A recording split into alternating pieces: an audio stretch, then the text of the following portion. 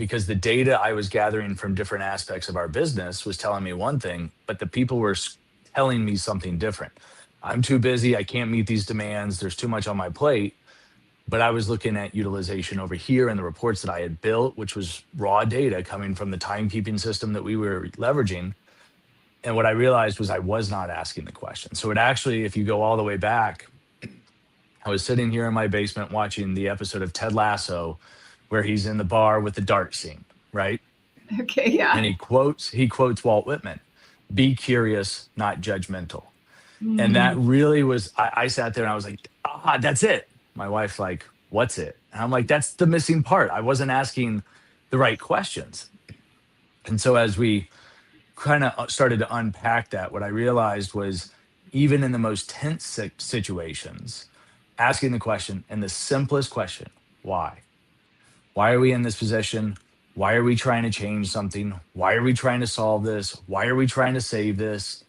Whatever it is, that why. And my kids, I have four of them, they ask it constantly, whether it's the teenager asking it because we're not letting her do something, or the little kid that's asking it, like, why is the sky blue? It doesn't matter, right? They're constantly asking these questions because that childlike curiosity is it's raw, it's natural. They're trying to understand the world around them and they have no predisposition as to why it should be that way. And one of the things I realized as I was doing a lot of reading, tons of reading and research and all that, was the childlike curiosity is something special because mm. they are not burdened with making the fast decisions, trying to make 32 decisions a day when you should be making 12 or whatever it is, right?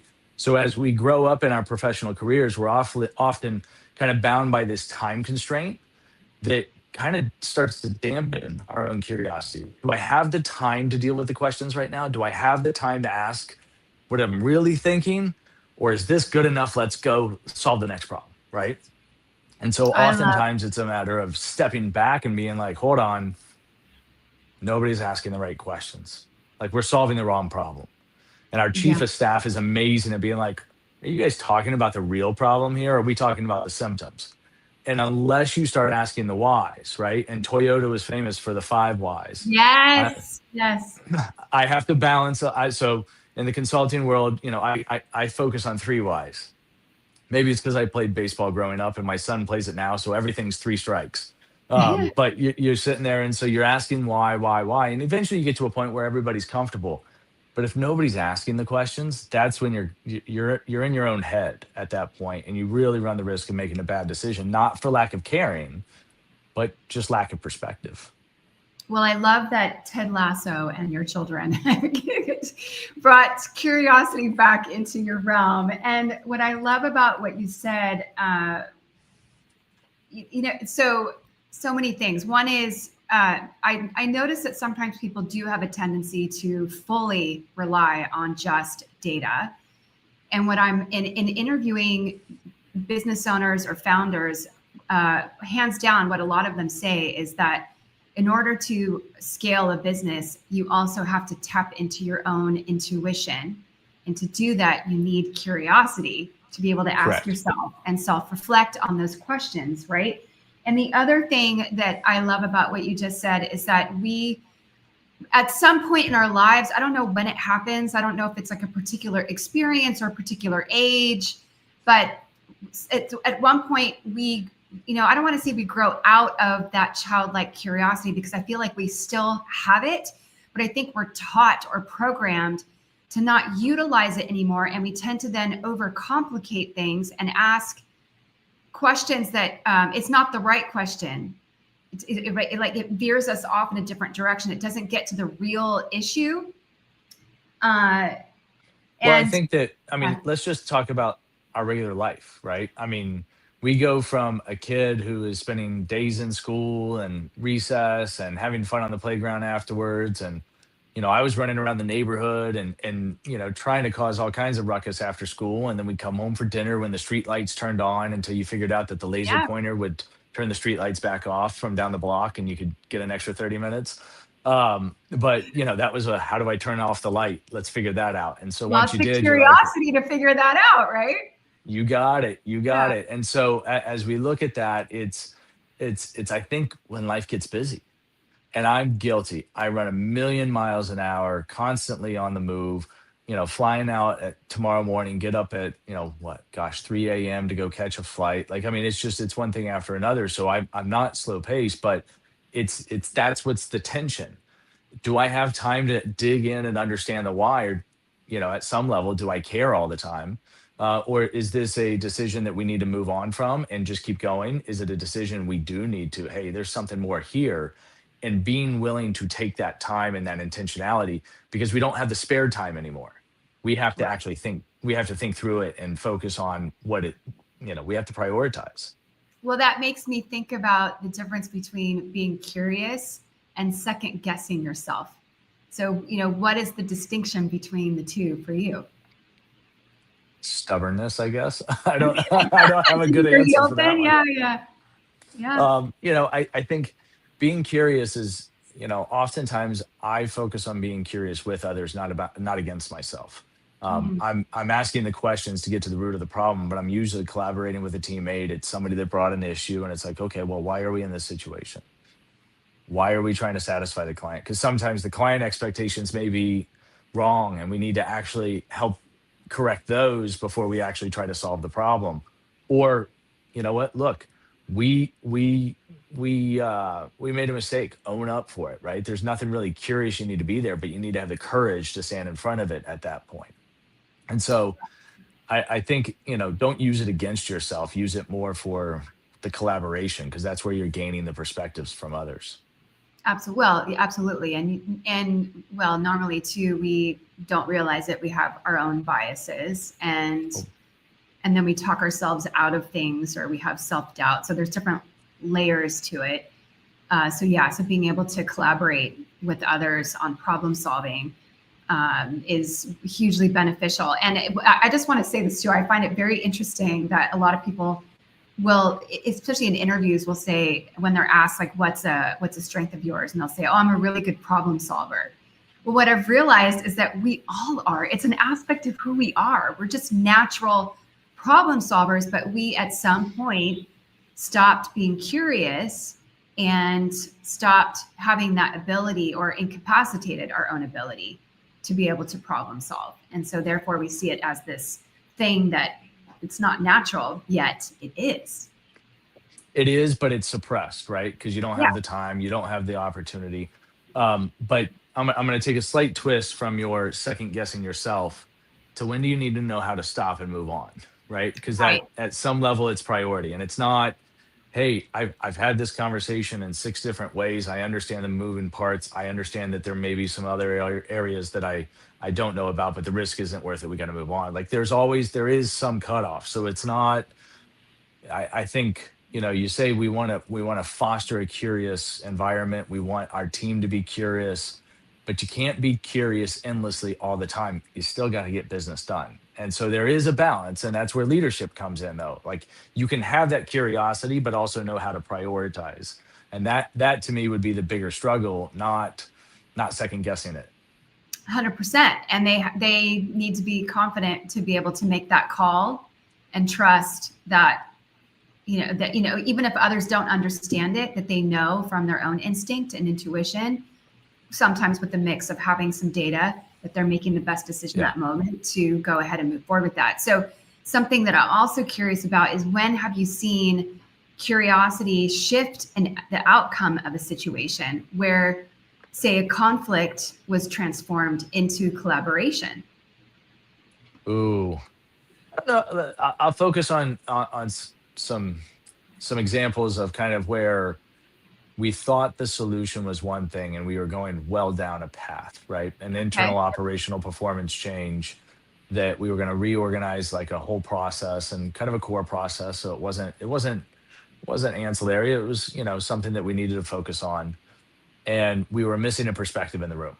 And, somebody else joining us in the room then said, well, have you started thinking about this? Now, depending on how long you've worked on a problem like that, you're going, we're at the 5 yard line. Let us just finish. Like, thanks for joining us. But, but the way that they were able to craft the questions was not breaking down what would had been built and what we had worked on.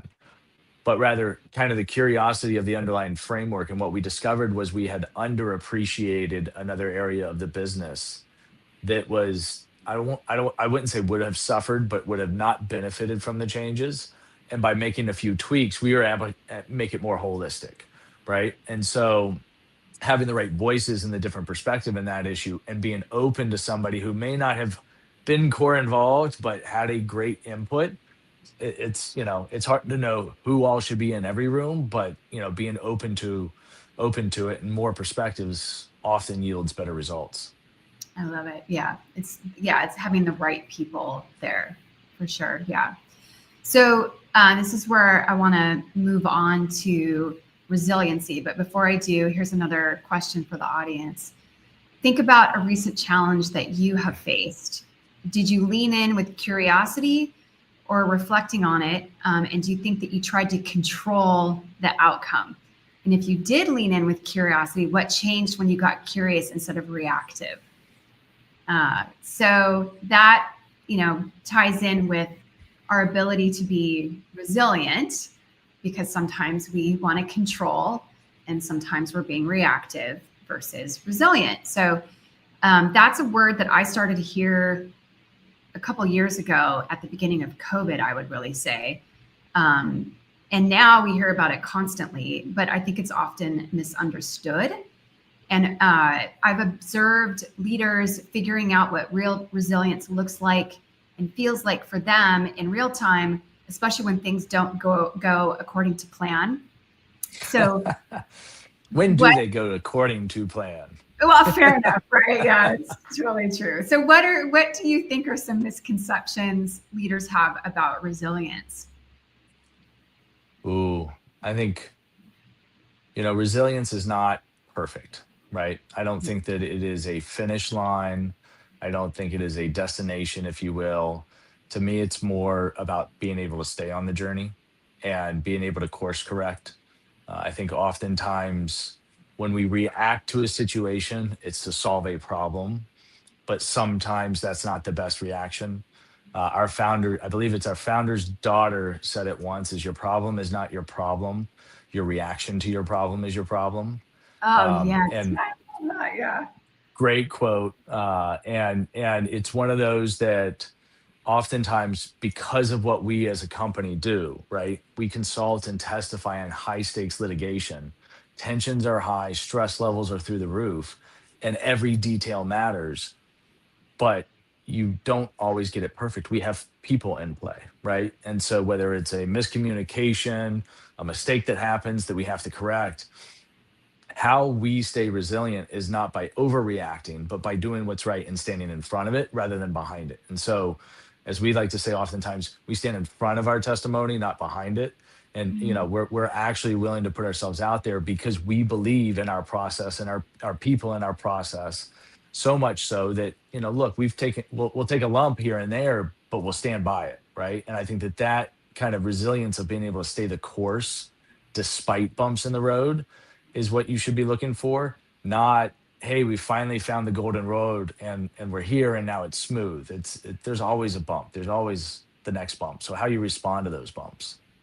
Right. And the thing that I love to work with teams on is being able to reflect on that so that they can replicate it and do it again, especially in a future scenario, because sometimes they'll get through it in that way. But if they don't take the time to reflect on it and really get specific about what supported them and being able to do that, the next time they're in a situation, sure, instinctively they might do it again, but they might not. So by calling it out, it makes it easier to draw from and recall. Yeah, you have to learn what you're doing well and what you're not doing well, but kind of Mhm. sitting there. So, we oftentimes will have quarterly meetings and annual planning meetings like most businesses. And at the end, one of the key things that we do is we debrief what went well and what could have gone better, right? I love that. And so you're sitting there going, look, all of this was aces, but here's how we could tweak it next time and make it a little bit better. But this worked really well. We need to make sure at annual we do this exercise because it gave us this kind of clarity. Maybe it takes 2 hours the first time and 20 minutes the second time because you're in a rhythm, but there are certain elements that we make sure we want to repeat and not miss because somebody that the agenda got tight. Right. So when there are setbacks, how do you rebuild trust and momentum, especially when the team is exhausted or they've lost morale? Because that's happening a lot nowadays too. Yeah. So, nobody's perfect and I'm far from it. So how I do it is probably less than perfect by all stretches. But I'll say intentional, right? And so, you know, for me, communication is king. And I'm a high tempo, high frequency communicator. Try to be responsive, but I don't try to rush to a reply, if that makes sense. So the distinction of, I'm going to say, hey, I got it. I need 2 days to be able to get through this, or I'm in this motion right now. Can I call you in 3 hours? Because I want to acknowledge the communication, but I don't want to be too quick to reply, because what I found is when I'm too quick to reply, it's not intentional misleading, but sometimes you're just shooting from the hip a little too much, and the details that somebody else caught that then becomes something different. You're like, now I got to clarify that. And it really wasn't intentionally misleading. It was just the way, I was distracted. I was doing five things at once. And so to me, that intentional communication, I think it's one of those we could always do more and less of at the same time, because you do too much and it becomes noise. You do too little and people are left in the dark. So you're constantly trying to fine tune what works for you, what works for the company, what works for the team.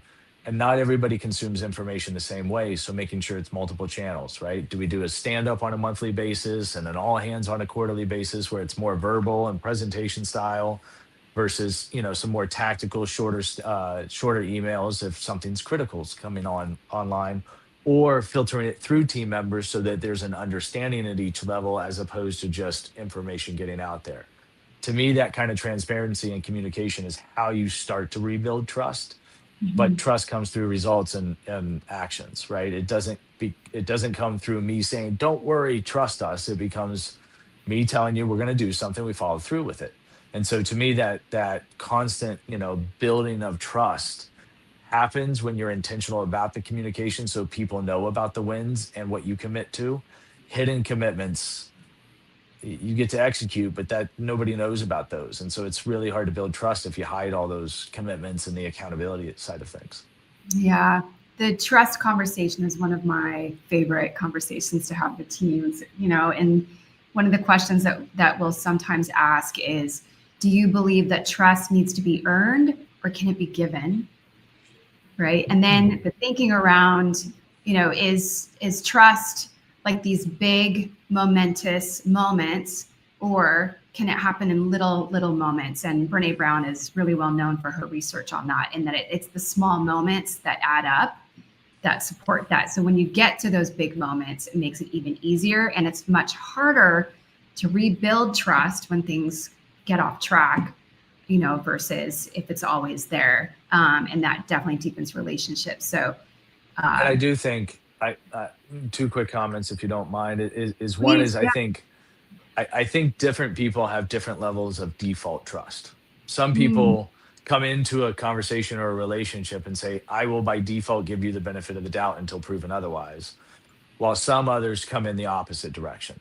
And mhm. they're on guard, and it's like, hold on, you got to prove yourself, you got to prove to me. So I find different variations of that, and I don't think that there's a right or wrong as long as you know who you are, um, because I think those micro trust points is spot on, Yeah. and it comes out of action and commitment and action and communication with that.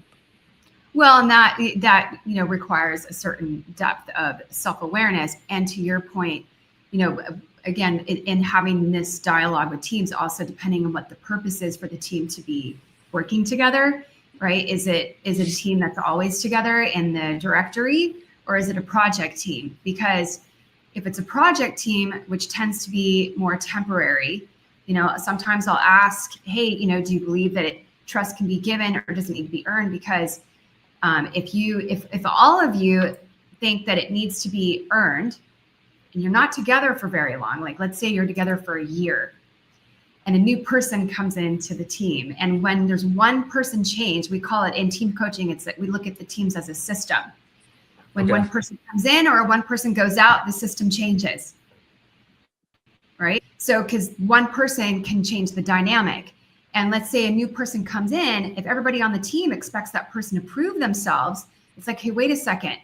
They submitted a resume. They went through a series of interviews. They went through the hiring process. They went through the onboarding process. And now you're going to make them, prove themselves even further. So, right. So I'm not wronging or judging those that, kind of lean more towards the trust needs to be earned. It's just, if you look at the context of what you're in and how things could accelerate so that the effectiveness of you and your team increases, that's something that's important to look at too. So I really like that. But is it you're changing the factor of trust, or are you changing their risk matrix? So are they willing to risk? Well, I can't change. Yeah, I can't change their. If I'm interpreting you correctly, I can't change their factor of trust. But what did you call it? The risk.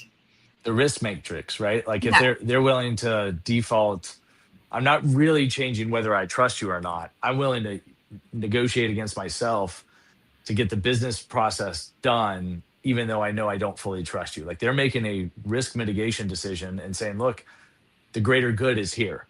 And I'm willing to go there, but I don't think you fundamentally change the trust until it's earned, or until they accept it. We'll leave it with acceptance. Yeah, I don't think it's a black or white. I don't think it's a this or that.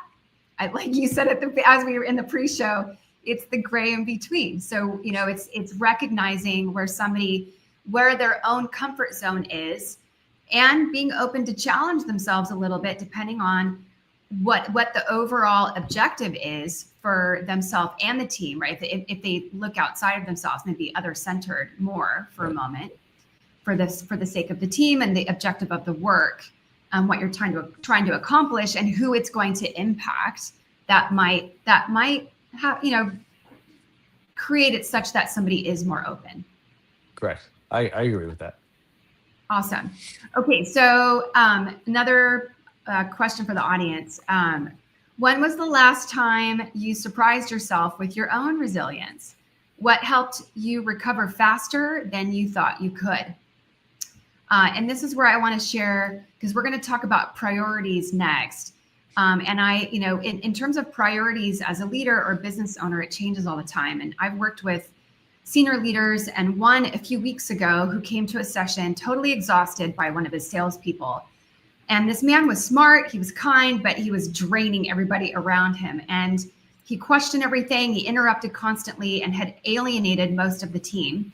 My client was frustrated, out of patience, and unsure how to lead him without blowing up the relationship. So in one session, we unpacked what was actually happening, which wasn't defiance.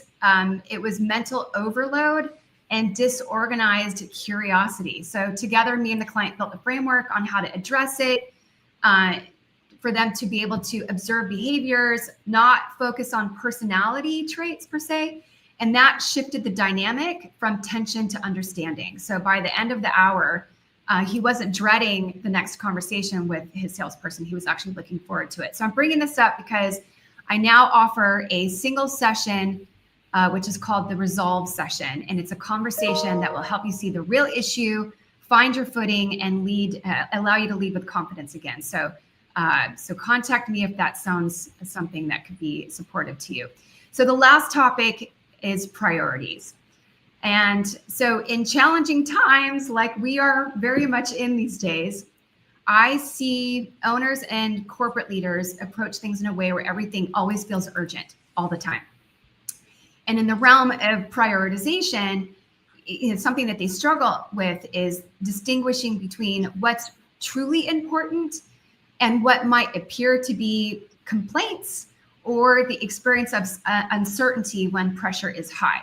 So Hunter, how do you help your team or your clients get connected on priorities without burning out? Well, I found the 27th hour in the day that helps me put an extra. No, I'm just joking. There's not enough hours in the day for all of our. Yeah. You were going with that. I was So priority is a daily thing. Sometimes it's an hourly thing. It's certainly on a monthly and quarterly basis, an annual. And so We operate off of EOS, the business operating system. And so that gives us some kind of lens and framework, right? The VTO says, here's your vision. Your traction and organizer says, here is your 1 year, right? So here are our targets, here are our milestones throughout the year. We call them rocks. That gives us some frame of reference from a business standpoint, right? It's saying, okay, we have this great idea, but how's that going to impact what we wrote down? So that it's kind of a northern star for us when we want to go through a new initiative. We want to reconcile all of our discussions, our ideas, and our initiatives off of this. Now, sometimes that changes, right? We update that on an annual basis, occasionally on a quarterly if there's some big market shift or something like that. But that really becomes kind of a stick in the mud, if you will, so that we know that we're rowing in the same direction. We know that we don't get distracted, and that's kind of macro picture. When it comes to daily, I mean, it's a constant struggle. I mean, I struggle. I sit there and I wake up, I look at my calendar, I'm like, great. And I have 92 emails and I've got 42 chats and I've got this and I've got that. And I've got, a little 5-year-old that's trying to ask me to make, if she can push the coffee button. And I'm just trying to get through notifications. Haven't had coffee Right. yet. And so I think it's finding your own system. Everybody's got their own system. From I need to clear my communications because that gives me angst before I make a big decision. So that I kind of need to clear the inbox and get clarity so that then I can focus. Others, I've heard, they focus first so that they're not distracted by the communication. But remember earlier, high tempo communication is one of my things. And so I've got to make sure that that is satisfied so that then I can focus. And I think part of it is saying no part of the time or a lot of the time. I don't need to be in every meeting. I've got to trust the team. So we've got to get to that point where I can say, no, I don't need to be there. I need to focus on this. But oftentimes I kind of put it into an investment mindset of where's the greatest use of time, right? Yes. Where am I, Yeah. where's the company going to get the greatest use of my time, my ROI, my attention, and really trying to focus there. I think, at best, I'm 50% on a regular basis, but hopefully I don't let it lapse too long and it becomes a problem, right? Because then somebody comes back and says, hey, hold on, what happened to this? And it's like, I knew I dropped something. I just didn't know where. And for me, if we go back to the couple conversations ago, insofar as trust, owning the mistakes as part of that prioritization miss is like, should have given clarity on that. My bad. How do I adjust? And owning part of that is where that trust comes in because you're not going to get it right all the time. Something that should have been a priority yesterday that you now know should have been a priority yesterday, and you got to play catch up. So to me, that kind of transparency into the why, even it is a priority, but then also being able to shuffle and understand that, you don't need to stay too firm on that. We live in a very fast paced, very high tempo changing world that, you need to have that agility. You can't be so rigid, you can't adjust. Yeah. And it feels like it's getting faster by the day. And something that you just said about a minute or two ago, I will often say to leaders, sometimes they'll confide in me and tell me about something where they said something or they did something and they didn't show up as their best self and they're kind of regretting what they did do. And I always tell them it's never too late to go and clean it up. So and then if you were to take the opportunity to do that, what would the impact of that be for both you, the other person, the relationship, the topic at hand? And in just talking through that, the tension or the beating themselves up about it or the nervousness of like, if I go attempt to clean this up, what's the outcome going to be? It starts to dissipate. And then by the end, they're like, yep, I can go do this. And it's pretty powerful being able to do that. But yeah, I always say it's never too late. Even, Never too late. Yeah. Yeah, and one of the things that we've actually done, I've done it a couple of times over the last couple of years is, listen, I'm not ready for this meeting today. I'm in a sour mood, Mhm. don't feel well, got this barking down my neck. What do we have to accomplish today versus what can we move? And I think allowing everybody from a team be able to come with that, it can't be an all the time thing, right? But Yeah. from a look, something's up. I'm fully distracted right now. I'm not in the spot to make big decisions, but I get that some of these tactical things we got to cover, we got to do this, right? Those types of things still have the train still has to keep going is giving the space to be able to do that. And, on occasion doing it yourself when you are not there that day. Yeah. Well, and having that, being that comfortable in your own skin, and I call it honoring yourself. When you honor yourself in that way and you model that to other people, it's really interesting how that can, in essence, give them permission to do something similar. And then now all of a sudden you're creating, kind of back to trust, you're creating this environment of total honesty in a respectful way, because you're Right. doing it in such a way where you're honoring yourself, right? And then it gives people the message of like, oh, I can do that too. And then actually that increases not only trust, but the ability to collaborate and support one another even more. Absolutely. Yeah. So what I also see as necessary sometimes is, and leaders have a hard time doing, is changing direction midstream. We kind of touched on that a little bit earlier, but have you ever had to change priorities midstream, and how did you communicate that shift? We've done our fair share of shifting over the years. I We're bet. privately held, so I think oftentimes we probably have the opposite problem. As a consulting firm, you're rarely comfortable, you're rarely stuck in your ways, and you're quick to shift, which has its benefits and its fun adventures. I think one of the times that we had probably put out some strategic messaging one way, and we realized that we didn't quite have it right, or better yet, what we realized in a couple of ways is what we had thought we had said was not what we had said, and so that clarity really added a whole level of like complication to it. And so it was getting back, and I believe it was at an all hands, is we explained what was the disconnect and why that the words may be changing and the icon may be changing on the screen, but the reality was the core idea behind it is still true north, right? We went back to our goals, we went back to our strategies, and helping others understand why you're changing directions is as important as the change in direction.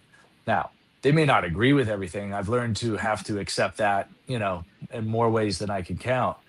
But I think being able to sit there and go to sleep at night and say, look, I'm willing to explain it. If I didn't explain it well enough, I'm happy to have that conversation again, because I believe in the why, not try to hide that, not try to hide behind, just, hey, we're just changing, just deal with it kind of thing, right? I believe kind of that curiosity comes back and is like, well, why? Well, why? Right? And people want to know some element of why. Sometimes you got to say more elements here than I can explain right now, and hopefully you've built that trust to that point where that's accepted, so that when you can't explain it, you will. Yeah. Well, and there's the level of transparency based on the need to know, right? Especially I mean, let's be real, that in a hierarchical organization where there's, right, it's different. I had a manager at my last role, and she would say to us, she would give us the heads up on changes or decisions that are going on, and she would say, here's what I can tell you. There are things that I can't tell you. And every once in a while she would say, here are things that I'm not supposed to tell you, but I trust you guys. And she wouldn't give us everything that would compromise anything, but just to provide enough understanding, especially because of the work that we did with leaders and teams. Sometimes, it was helpful to understand, because it would show up in our workshops when we'd be facilitating. And if we didn't have at least some ounce of knowledge about it, we didn't know, right? It's like, how do we facilitate these dialogues for these teams? But yeah. So last question around priorities. What's one question that you ask yourself when deciding what to focus on next? Ooh, that's a good one. That's what I'm here for. Yeah. Um, I think when we look at priorities, my constant question goes back to kind of the three whys in the sense of why are we doing this? Um, and if we don't, if we're dissecting a problem, right, and say we had something go on, and we're like, well, okay, well, we want to change this. Well, why do we want to change this? Well, we want to change it for this client or this workflow. Well, why? Like, why are we doing it? Mhm. And that's just a discussion around like getting to that root cause of the why. So when we're talking about priorities, and I'm thinking big picture priorities, right? Not which email am I going to respond to next or who am I going to call Yeah. next, but a strategic initiative that we're going to invest in, whether it's time and money or what have you, is I'm sitting there going, okay, but why? Right. And if we can't get to a point where we understand the why so clear that I could explain it to my teenager, because I think that it should be that simple, that direct, then we're off at some point, right? And so it's probably not the number one priority.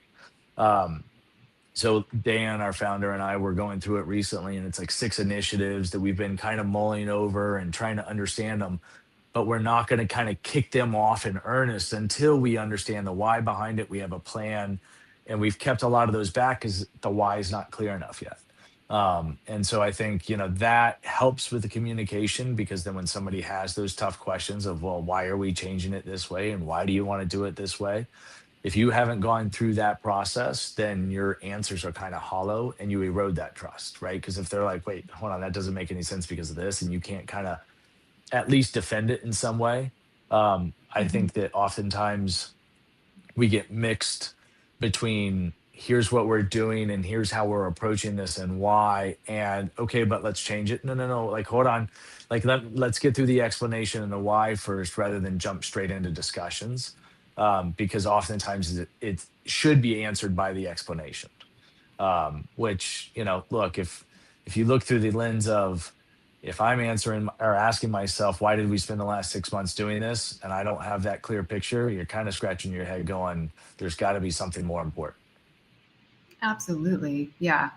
Yeah. And that's where, I mean, it can provide a lot of learning too. Although, how much, it's kind of like what we were saying earlier. It's like, at what point do you make that decision to say, Right. we're stopping this, we're going to make a shift, we're going to pivot? How much Yeah. longer do you go on for it before it becomes not just a disruption, but an actual, uh, what's the word I want to find? Distraction.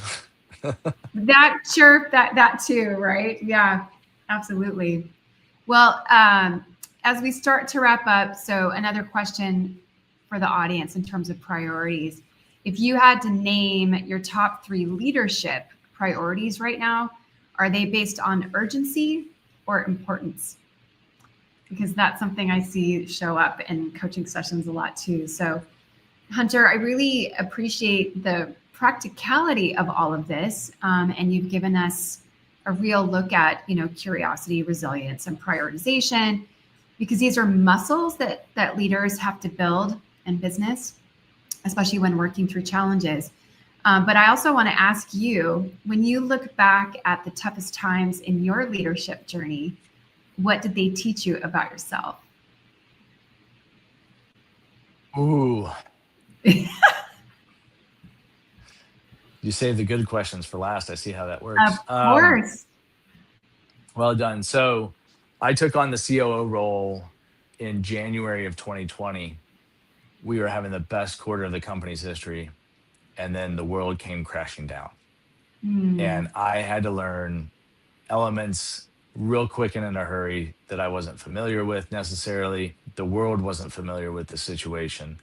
And so staying open and kind of, okay, what are we going to do? But getting feedback from colleagues that I was quick to make decisions. I was short. I was getting, on that wit's end. So sometimes having that small group of colleagues, right? Not everybody can be this, but having that small group that can kind of call you out and be like, hey, you're off today. What's going on? I think having that around you and having that trust circle helped Yep. me be more curious, because I realized I could kind of go further out on the edge because I had a team that was around me that I trusted to say, hold on, pull back. Um, Mhm. and so, as you're looking through any kind of resilience, to me, it's somewhat self-reflection of saying, okay, what can I do better next time? Because I'm always looking for that next level, that next edge, that next, something.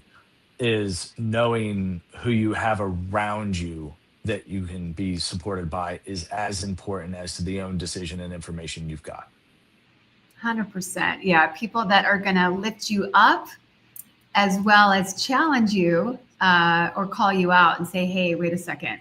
Yeah. Hugely impactful. Absolutely. Well, thanks for your insight. How can people find you and learn more about you? And also, you mentioned something before we went live about a new book that you now have out. So share about that really quick. I did. So earlier this year, I gave a TED Talk out in Bath, UK, called Caffeinated with Curiosity, which was really kind of a culmination of some of the thoughts that I had going on. But then in the course of that, I also wrote a book called The 5-Year-Old CEO, The Power of Childlike Curiosity and Leadership. And we talked through some of the elements, but there's more there. But the idea here is that, we need to make sure that we keep that as part of leadership, truly asking the questions. In a world that we have instant access to information and quote unquote answers, we don't necessarily always have the wisdom or the knowledge to be able to leverage that into the best decisions as leadership. So making sure that stays at the forefront. LinkedIn's probably always the best. Hunter McMahon on LinkedIn, or you can find me on our website at idsinc.com. Nice. Perfect. Well, I appreciate you being here. And this is a topic that I could talk about a lot. And your book sounds amazing. So anyway, for those that have listened to this episode, I do have a gift for you because in most of my sessions, two things come up. One is difficult decisions and hard conversations. And I've created the Conversation Prep Toolkit. It's a complimentary guide, and if you sign up for my newsletter, it will be sent to you. So, Jesse, I'm hoping you have that link. And if you don't, we'll get it to you so we can put it in the chat. Let's see. So also stay connected. If this conversation resonated with you, you, of course, can subscribe to my newsletter and learn about upcoming episodes and also insights for leaders and founders. Also follow and like my business page so that you don't miss future lives. And also share this episode with someone who's ready to turn their, look into this topic around resilience and curiosity. If they want to turn the knob up on that for themselves too, this could be a good one. But Hunter, before we say goodbye, is there anything else that you want to bring up that we didn't cover or talk about today? No, I really appreciate the time and the opportunity. As the quote came from Ted Lasso, be curious, not judgmental. Nice. I love it. All right, everybody. I'm Alanna Levenson, and this is Alchemize with Alanna. Thanks for listening, and we'll see you next time.